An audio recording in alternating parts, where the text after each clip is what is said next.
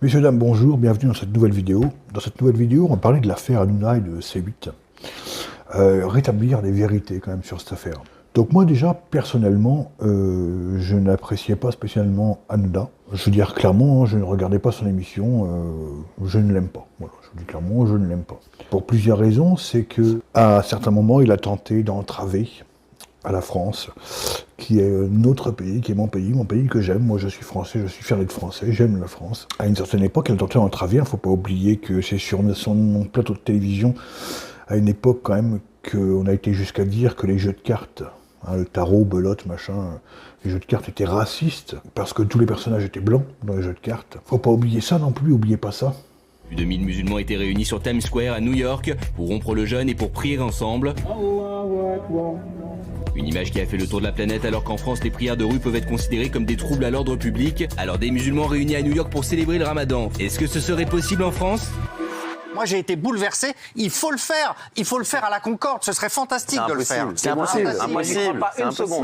Moi, je pars d'un principe. Oui, je vous dis, moi, après, c'est vrai que chacun, on me dit à savoir. Moi, je suis toujours pour dire, il faut être fier de sa religion. Oui. Moi, je suis fier de ceux qui vont à l'église. Franchement, je suis fier de ceux qui. Et je pense qu'il faut être fier. Il faut qu'ils soient fiers d'aller à l'église, de dire on va à l'église. Ceux qui vont à la synagogue, ceux qui vont à la mosquée, ceux qui vont ailleurs. Et ça, pour moi, c'est magnifique parce que même les gens qui ne connaissent pas, je pense qu'ils se sont dit, c'est incroyable. C'est ça. Moi, Je découvre. Voilà, donc comme vous avez pu le voir, à une époque, il a, à mon sens, tenté de bafouer la laïcité en France, puisque il a, à travers cette émission-là que vous avez pu voir, il a incité, ou en tout cas il disait que ce serait bien que tout le monde accueille les prières de rue, sauf que les gauchistes nous rappellent à longueur de journée que la France est un pays laïque. D'ailleurs, n'oublions pas qu'à Noël, on a fait retirer les crèches dans les mairies.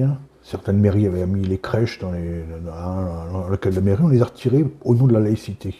Donc au nom de la laïcité, on ne doit pas tolérer les prières dans les rues.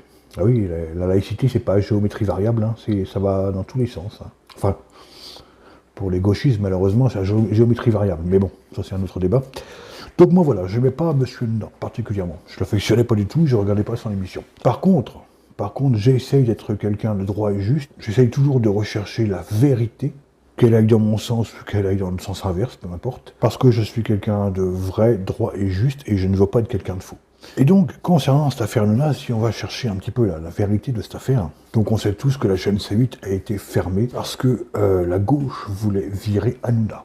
Ça, on le sait très bien. Mon cher Gauthier, je vais vous révéler mon déjeuner. J'ai pas l'habitude de le faire, et ce que je vais vous révéler, c'est profondément scandaleux. Comme il m'arrive de faire, eh bien, je vais déjeuner. J'y suis allé tard, puisque j'étais chez Céline Géraud jusqu'à 14h. Donc, je suis allé à 14h30 dans un restaurant du 15e arrondissement, situé à côté de Europe 1, du JDD, puisque c'est là que nous travaillons. Et il faut savoir que le siège de l'Arcom est situé à quelques dizaines, quelques centaines de mètres de notre rédaction. Et donc, c'est assez habituel de croiser ou de déjeuner à côté de personnes qui travaillent dans l'Arcom. Et donc, j'étais avec des amis et je me rends dans un restaurant situé non loin de la rédaction. Je m'assieds à table et au bout de quelques minutes, je comprends que le sujet, c'est Cyril Hanouna. Je comprends que le sujet, c'est l'Arcom. Et je comprends rapidement que ces personnes travaille à l'Arcom. Et elle parle de Cyril Hanouna en des propos peu amènes. J'ai bien compris au fur et à mesure de l'échange que la décision de l'Arcom, c'était une décision qui était politique, qui était arbitraire. Ça, on le savait depuis le début, mais je ne pensais pas à ce point-là. Et j'ai consigné quelques bribes de cette discussion. Pourquoi ? Parce que j'étais situé à la table d'à côté. Donc j'entendais quasiment tout ce qu'il disait. Et il y a eu notamment cette phrase. Donc là, vous faites des citations. Vous allez faire des citations. Ils étaient nombreux, Il y avait 2 hommes et une femme. Ces 3 personnes travaillent à l'Arcom.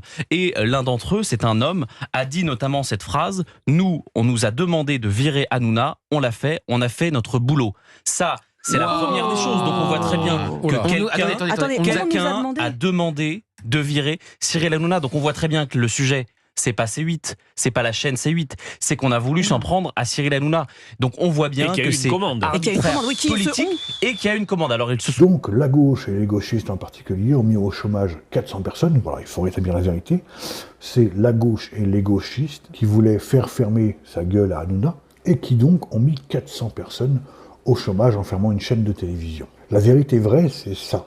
Parce que la gauche et les gauchistes veulent faire taire tous ceux qui ne pensent pas comme eux. La preuve en est, c'est que ce n'est pas la seule chaîne qu'il voudrait bien fermer, la gauche. Il voudrait aussi faire fermer CNews. Et n'oublions pas qu'à une certaine époque, à l'époque où Twitter s'appelait encore Twitter, parce que maintenant Twitter s'appelle X, mais à l'époque où Twitter s'appelait encore Twitter, et que Elon Musk n'était pas propriétaire de Twitter, les gens de droite n'avaient quasiment pas la parole sur Twitter, n'avaient quasiment pas la parole, ils n'avaient pas le droit de s'exprimer, le moindre truc, les gens étaient bannis, leurs comptes sautaient, etc. Et depuis que Twitter est devenu X, les gens de droite ont le droit de s'exprimer, ils s'expriment librement, comme un gauchiste, tout le monde est libre de s'exprimer pleinement. Et qu'est-ce qui s'est passé ? Eh bien, les gens de gauche ont boycotté X, maintenant qui s'appelle Twitter, sont partis sur d'autres plateformes et ils ont voulu la faire fermer. Ils ont voulu faire fermer la plateforme Twitter.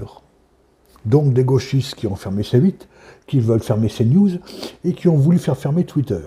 Excusez-moi, mais si ça, ce n'est pas la preuve formelle et irréfutable, et même, j'irais jusqu'à dire indiscutable, que la gauche française veut faire taire tous ceux qui ne pensent pas comme eux, là, faut être un petit peu honnête. Donc la vérité dans cette affaire, c'est que la gauche et les gauchistes veulent faire taire tous ceux qui ne pensent pas comme eux. Donc la gauche est à mon sens un parti dangereux, très dangereux, parce que si on laisse faire, bientôt notre futur président s'appellera Kim Jong-un. La France deviendra comme la Corée du Nord, où tous ceux qui ne penseront pas comme le gouvernement ou comme les gauchistes devront fermer leur gueule. Là, c'est la preuve formelle. Et encore une fois, là, c'est vraiment indiscutable. La preuve, c'est qu'il C8, CNews et Twitter.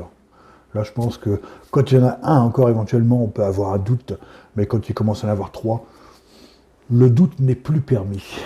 Voilà la vérité sur cette affaire. Je pense qu'il faut les remettre les pendules à l'heure, comme on dit. Sur ce, salut à tous.